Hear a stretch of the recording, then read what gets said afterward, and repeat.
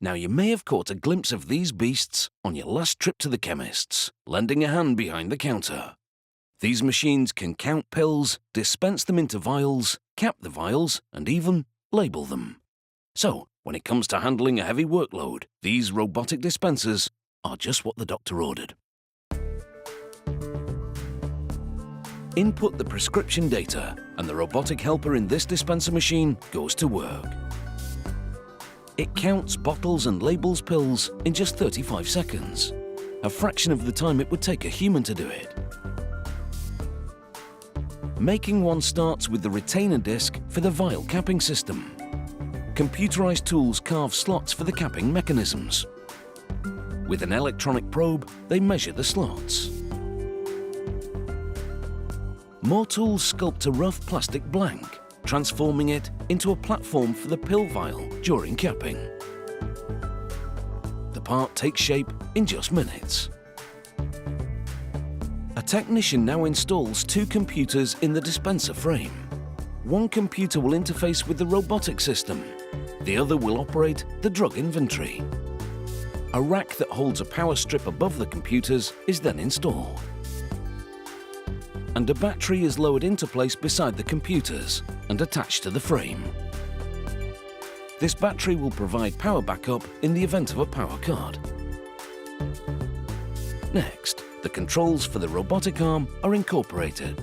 They're inserted into the frame and plugged in.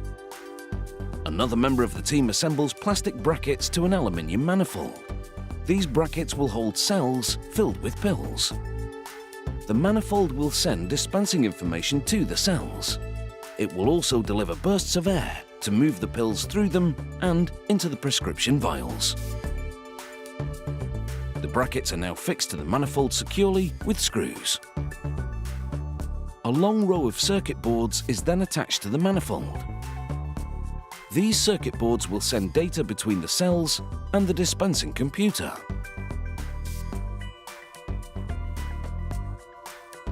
A ribbon cable is connected to the computer board circuitry. This cable will be linked to 18 other manifolds in the dispensing machine. They're now ready to mount all the manifolds to a large metal frame. A technician slides the ends of each manifold into slots in the rack.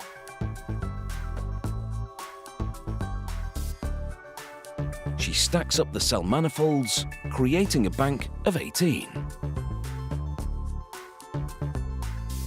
She then attaches plastic dividers to the brackets. This creates compartments to hold the actual pill cells. The dividers also strengthen the entire dispensing machine structure.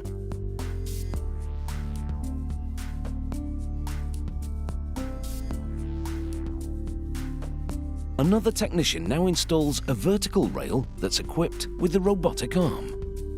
He fits the bottom of the rail into the grooves of a horizontal track and attaches the top of the rail to an upper track.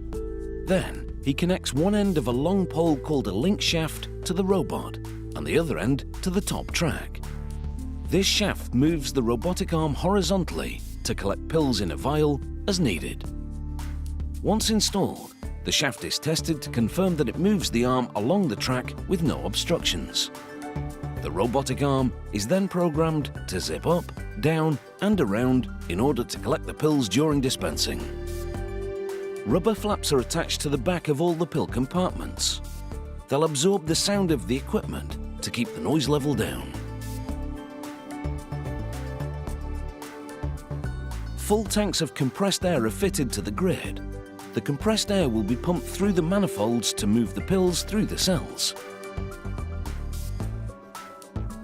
A technician now assembles the exception carousel.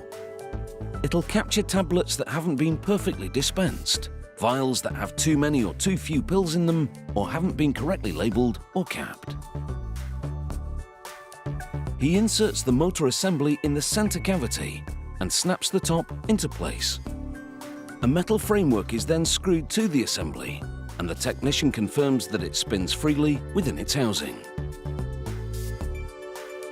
He then scans the serial number for tracking purposes. 80 man-hours goes into making each machine. It's a long and complicated process. The robotic dispenser is nearly complete. The next step is for a technician to mount the newly assembled carousel into the center of the machine. He attaches the touchscreen controls above the carousel, and he wires all the operations to it. It's now time to assemble the labeling system for the pill vials. The first component is the device that spins the vials as the labels are applied. It's wired to a motor and then placed in the housing. A sensor that will detect the presence of a vial is connected. The technician then attaches the printer to a computer circuit board and then tucks the printer into the housing. It's now time to test the unit. A vial is loaded and the labeler takes it for a spin. The system unwinds the paper and prints the prescription information on it. Then, small protruding rubber arms wrap the sticky label around the spinning vial. Once the unit has met company standards, it's installed in the medication dispenser. It's positioned at the bottom at the front of the machine's base. 2 vial storage units are then mounted above the labeler. One is for smaller vials and the other is for larger ones. There are mechanical levers inside each unit for holding vials until they're needed for labeling and filling. When called upon, they'll ride these plastic chutes to the printer. The capper that twists the tops onto the vials is installed beside the vial storage and delivery system. These are the drop-off bins, where the completed prescriptions end up. Another technician encases the control screen and the carousel below it with a plastic frame. This trims and finishes these components. He fits an emergency stop button to the switch above the control screen. To protect the sensitive electronics, they encase the entire machine in a sturdy plastic cabinet surround. Now, the finished machine has to be calibrated so that it knows what tablets it's dispensing and where. He programs the number of pills to be counted and the amount of air pressure that will be needed to propel them through the throat of the cell, where sensors do the actual counting. After each pill cell has been programmed, a technician clicks it into place in its slot at the back of the dispenser. There are up to 228 of these cells, and they'll hold the most commonly dispensed medications at the pharmacy. Each cell has been programmed to dispense a particular pill. He now scans the barcodes on each cell to log the pill inventory. The barcode is the serial number for the cell. This robotic medication dispenser is now ready to be put to the test. Pill vials are loaded into the storage compartments at the front, and caps are placed into the compartment beside the vials. Then, moving around to the back, pills are loaded into some of the cells. For the purpose of this test, the pills are plastic copies. Sensors in the cells automatically count the pills that are loaded. Then, the technician inputs the test prescription. A vial drops and the printer labels it. The robotic arm then takes the vial to the correct cell, where it rotates and slides sideways to deliver the pill vial to the capping operation. A second robotic arm then presses and twists the cap onto the vial.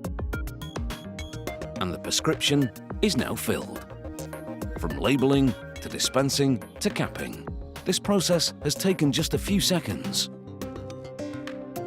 And in your local chemist, this robotic medication dispenser should prove to be, well, indispensable.